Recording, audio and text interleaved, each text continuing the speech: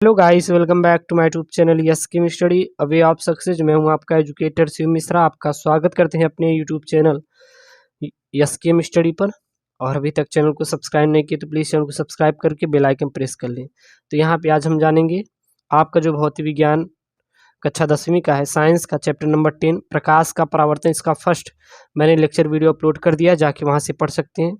तो ये UP board exam 2022 के लिए बहुत ही इंपॉर्टेंट आपकी वीडियो लेक्चर तैयारी करवाई जा रही है, तो आप ज़रूर जुड़ें और अच्छे से अपनी तैयारी करें शुरू, ठीक है ना।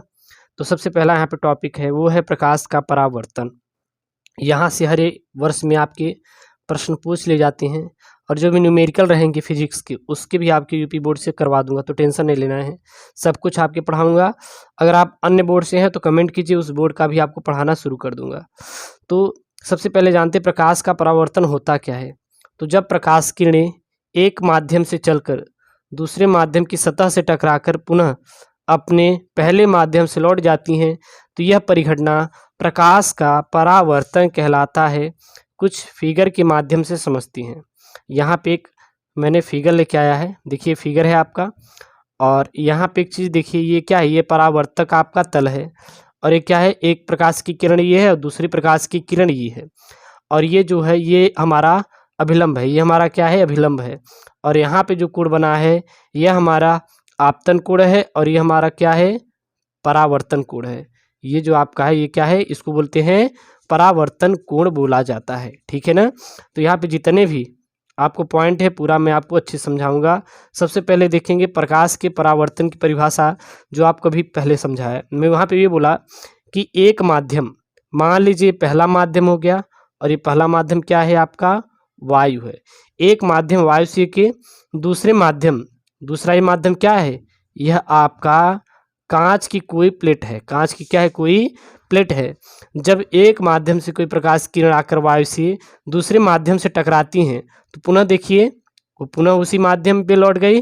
किस में लौट गई, वायु में ही लौट गई। और यही जो परिघटना होती है उसको हम लोग क्या कहते हैं, उसको कहते हैं प्रकाश का परावर्तन कहा जाता है। इसी क्या कहा जाता है, प्रकाश का परावर्तन कहा जाता है। तो प्रकाश का परावर्तन परिभाषा याद कर लीजिए, क्या होता है, जब प्रकाश किरण एक माध्यम से दूसरे माध्यम, जब प्रकाश किरण एक माध्यम से चलकर दूसरे माध्यम की सतह से टकराकर पुनः पहले माध्यम में क्या होती हैं, लौट जाती हैं, तो यही परिघटना प्रकाश का परावर्तन कहलाती हैं। और प्रकाश के परावर्तन की याद रखना कितने नियम है, अगर पूछ लेगा तो 2 नियम है।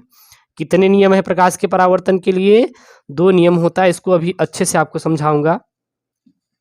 तो प्रथम नियम क्या होता है और द्वितीय नियम क्या होता है। अगर 2 नियम होते हैं तो इसके प्रथम नियम और द्वितीय नियम देखेंगे। तो सबसे पहले बात आती है यहाँ पे प्रथम नियम की, कि यह आपका प्रथम नियम होता क्या है। तो प्रथम नियम यहाँ पे है, आपतित किरण, परावर्तित किरण तथा आपतन बिंदु पर खींचा गया अभिलंब तीनों एक ही तल में होते हैं, ठीक है। प्रथम नियम क्या है, आपतित किरण, परावर्तित किरण तथा आपतन बिंदु पर खींचा गया अभिलंब तीनों किधर होते हैं, एक ही तल पर स्थित होते हैं। अब यहाँ पे फिगर के माध्यम से समझते हैं। तो ये जो होता है यह क्या है, आपतित किरण है। यह क्या है, आपतित किरण, परावर्तित किरण एवं अभिलंब तीनों कहाँ पे होते हैं, एक ही तल पर। देखिए एक ही तल पर स्थित होते हैं, और इसी को प्रकाश के परावर्तन का प्रथम नियम कहा जाता है। अब बात आती है कि यह आपतित किरण क्या होती है।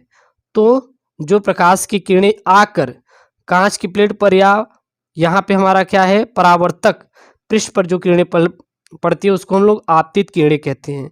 तो ये जो किरण है ये हमारा क्या है, आपतित किरण है, या फिर आने वाले किरणों को आपतित किरण कहा जाता है।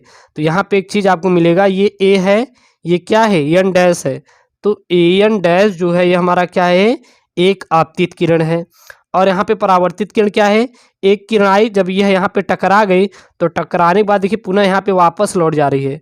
तो ये जो किरण है क्या है, यहाँ पे देखिए एन डैश और बी डैश, यानी कि बी एन डैश जो है यह परावर्तित किरण है। तो यहाँ पे ये आपतित किरण हो गई और ये क्या हो गई, परावर्तित किरण। और इन दोनों के बीच में देखिए 90 अंश पे एक बना है, इसको बोलते हैं अभिलंब बोला जाता है। इसको क्या बोलते हैं, अभिलंब। और ये दो तीनों देखिए एक ही बिंदु पर स्थित हैं, इसी को हम लोग क्या कहते हैं, प्रकाश के परावर्तन का प्रथम नियम कहा जाता है। फिर यहाँ पे प्रकाश के परावर्तन का द्वितीय नियम, तो द्वितीय नियम क्या होता है, आपतन कोण I का मान सदैव परावर्तन कोण R के बराबर होता है।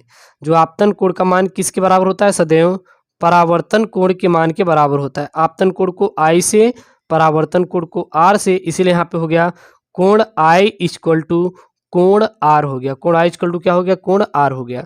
अब यहाँ पे देखते हैं हम लोग कुछ, ये क्या है, यह आपका आपतन कोण है, अभी ऊपर आपको लिखा था I जो है आपतन कोण है, और ये क्या है, परावर्तन कोण क्या है, R है। अब बात आती है कि सर ये आपतन कोण और परावर्तन कोण होता क्या है, किसे कहते हैं। तो यहाँ पे एक चीज़ आप देखिए, थोड़ा कलर मैं चेंज कर लूँगा तो आपको थोड़ा अच्छे समझ में आएगा। ये क्या है, यह आपका आपतित किरण है, और यह क्या है, यह आपका अभिलंब है, यह आपका क्या है, अभिलंब है। तो आपतित किरण और अभिलंब के बीच बने कोण को आपतन कोण कहा जाता है। क्या कहा जाता है, आपतन कोण कहा जाता है। तो आपतन कोण की परिभाषा कैसे याद कर सकते हैं, तो आपको सीधा बता देना है, यह जो है, यह आपकी क्या है, यह आपकी आपतित किरण और अभिलंब के बीच बने कोण को क्या कहते हैं हम लोग, आपतन कोण कहते हैं, और आपतन कोण को R से प्रदर्शित किया जाता है। और यह हमारा क्या है, परावर्तित किरण है, और ये क्या, अभिलंब। तो कह सकते हैं परावर्तित किरण एवं अभिलंब के बीच बने कोण को क्या कहते हैं हम लोग, इसको हम लोग परावर्तन कोण कहते हैं। इसको क्या कहा जाता है, परावर्तन कोण। तो जितने अंश पे आपतित किरण पड़ती हैं उतने अंश पे वापस लौट जाती हैं, इसलिए आपतन कोण का मान सदैव परावर्तन कोण के क्या होता है, बराबर होता है। ठीक है ना।